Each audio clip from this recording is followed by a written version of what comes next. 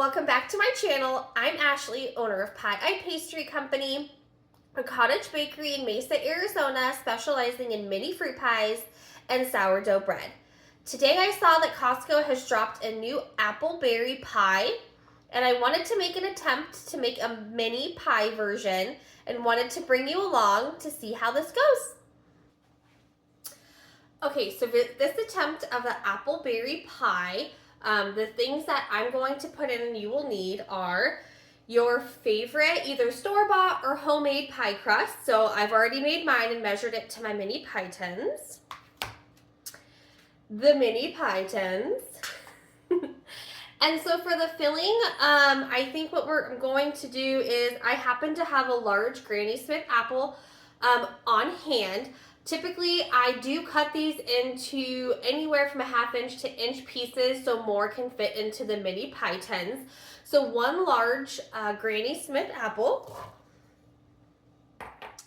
And then equal parts of mixed berries. So here I have blueberries, blackberries, raspberries, and strawberries. I did cut the strawberries in half.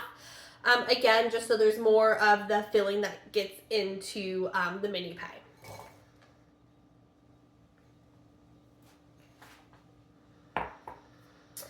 And then I have a 1/4 cup of white sugar and brown sugar, but I think that I'm going to add just half of this for now and then taste test and see where we're at. I don't like my pies too sweet. Sometimes when the recipe calls for a cup, I may reduce it down to about 3/4 of a cup. Again, I just don't like the overly sweet, punch you in the face sugar. So we'll go ahead and start with half of this. Ooh, not even half. I think maybe just a 1/4 of this little ramekin. And then same with the brown sugar. And again, I'll always go in and just add and taste to see if there needs to be more. For the brown sugar, actually, I added maybe about half of it. Now for these flavors, I think that I'm going to do some cardamom. I really enjoy using cardamom in my desserts. It's just this nice like citrus peppery type flavor that's not too much in your face. It's just a little bit of warmth, I think, to add. So just a little bit of cardamom. And then I'm going to be using vanilla bean paste. Normally I have homemade vanilla, but for whatever reason I went through all of mine, so I have some in the cupboard that I'm not ready to use yet. So we'll probably do about a teaspoon or so of vanilla bean paste, and then I'm going to go ahead and toss this on the stove, cook it down. Once it starts to get cooked down a little bit and all the juices start flowing from the berries, I'll go ahead and add in a little bit of butter, maybe like a tablespoon of butter, and then a cornstarch slurry to thicken it up so our pie is not so watery. So let me go ahead and get this started on the stove, and then we'll check back in and see what the filling's looking like. And this has been on the stove for about 5 minutes or so. You can see that the berries are starting to let some of their natural juices go, and this is getting a little juicy, which is exactly what we want. I think we're going to cook this for maybe about another 5 minutes or so, give the apples a chance to start to soften a little bit.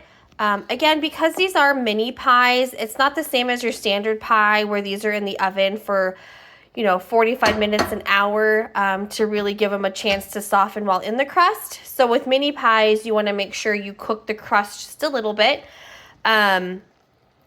before you add them into your crust and into the oven. So I will check back in just a couple minutes. All right, so this has been about another 5 minutes. As you can see, the berries have really started to cook down, and the apples have turned like this beautiful purpley pink color from the berries. They've gotten a little bit soft, so I think we're going to go ahead and add in our cornstarch slurry. Go ahead and give this a mix as it starts to thicken.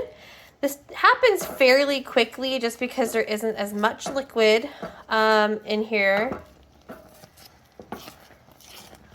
Okay, you can kind of see it start to thicken. I'm going to take off the heat.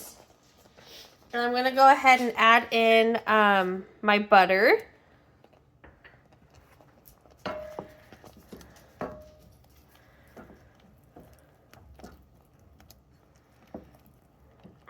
This smells amazing. I did taste test it and I did not add any more sugar to this. So really it was just about 2 tablespoons of white sugar and maybe 4 tablespoons of brown sugar. So I'm going to go ahead, take this off the heat, put it into another bowl to let cool. And then once this is cool, we will check back in and start rolling our crust and get the oven ready. I have the oven preheating to 375.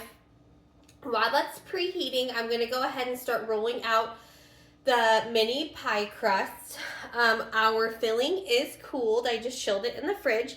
It looks pretty good. It has a nice slow movement to it, so I think we definitely added enough cornstarch to that.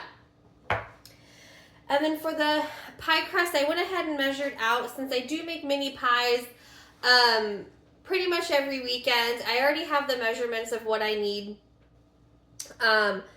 for these little tins. The bottom is usually about 50 grams and the top's usually about 23 grams. If you are using pre-made dough, I would just cut to what fits. You may need to roll it out just a little bit thinner if you're using the pre-made dough. It may not cook all the way through because these don't cook long enough. So I do roll these out a little thinner. And because the dough is a little thinner, I do roll the crust in either wax paper or parchment paper. Really your preference or whatever you prefer. Today I chose wax paper just because it was readily available for me. So I'm going to go ahead, roll these out for you, and then show you filling them, topping them, egg wash, and sugar, and then we'll pop them into the oven.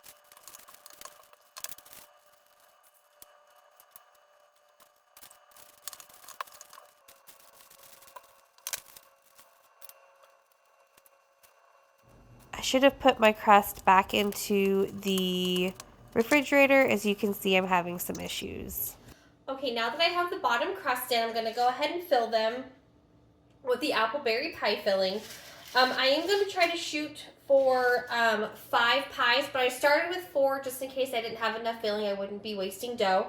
And then when I fill them, it's really pretty much almost to the top just to make sure that, you know, with every bite you have some of the filling.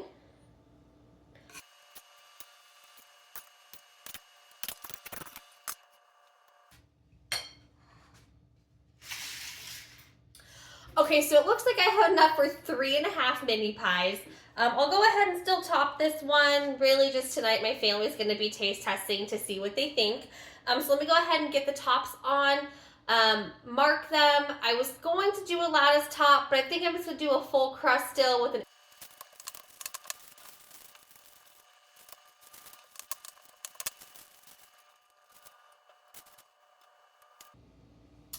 Okay, so I think I messed up and I forgot to record me doing the crust on the little pies.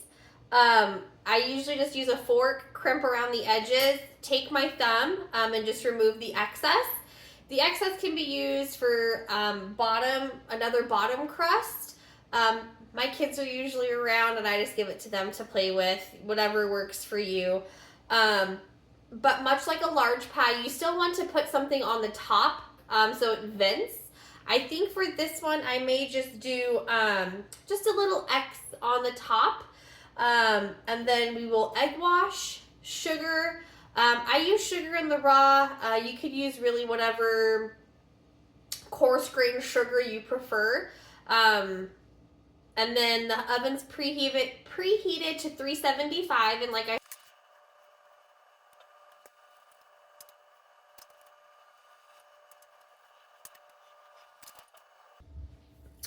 All right, the pies have been out for about an hour. They're nice and cool.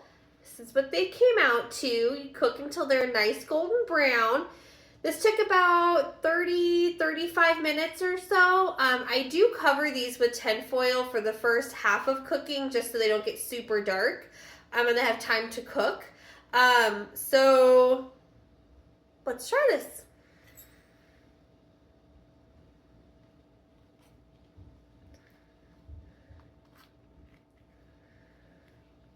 Ooh, this turned out, I love the color.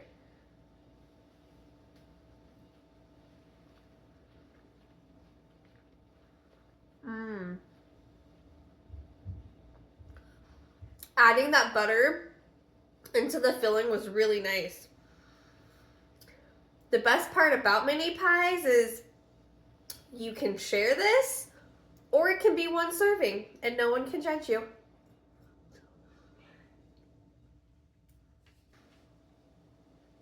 Now that I did the Costco Appleberry dupe in a mini version, I think my next video I will do the Costco peanut butter pie also in a mini version. Being a cottage bakery in Arizona means I can only sell shelf sustainable products, so fruit pies, bread, jams and jellies, cookies, muffins, things of that nature. So on this channel, I think I'm going to start using it as a platform for me to make things that I love to cook, but that I can't sell through my cottage bakery. If you do have any questions, you can always visit my website. I'll link it below, as well as my Facebook and Instagram. Thanks for following.